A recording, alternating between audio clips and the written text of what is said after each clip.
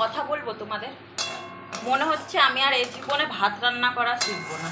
না মানে তোমরা ভাবো আমি কত রকমের নিউ নিউ রেসিপি বের করতে পারি, কত রকমের আমি রান্না করতে পারি, কঠিন থেকে কঠিন নানান রকম ফাস্টফুডও আমি রান্না করতে পারি, কিন্তু এই ভাত রান্না কেন যে আমার দ্বারা হয় না আমি বুঝি না। এত কনফিউশনের মধ্যে আমি কেন থাকি বুঝে পাই না। যখন হাঁড়ির মধ্যে থাকে তখন তো ভাই চালই থেকে যায়, মানে চাল থেকে ভাত হয় না। যতবার ভাঙতে যাই মনে হয় যেন চাল চাল লাগে, চাল চাল লাগে।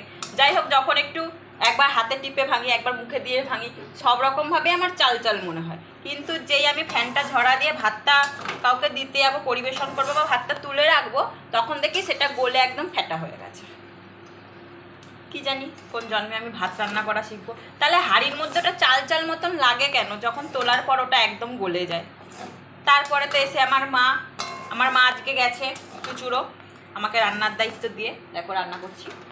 এবার কথা হচ্ছে মা এসে আবারও আজকে বলবে এটা ভাত রান্না হয়েছে, মানে ভাত না আলু মাখা হয়ে গেছে রীতিমতো। কিন্তু ওটা হাঁড়ির মধ্যে কিন্তু চাল অবস্থাতেই ছিল, কিন্তু এখন ওটা আলু মাখা হয়ে গেছে। তো প্রতিবারের ন্যায় এবারেও আমার মায়ের কাছে ভাত নিয়ে আমাকে কিছু পরামর্শ শুনতে হবে। জ্ঞান কিছু করার নেই, সব ভাতের দোষ, আমার দোষ নেই সব।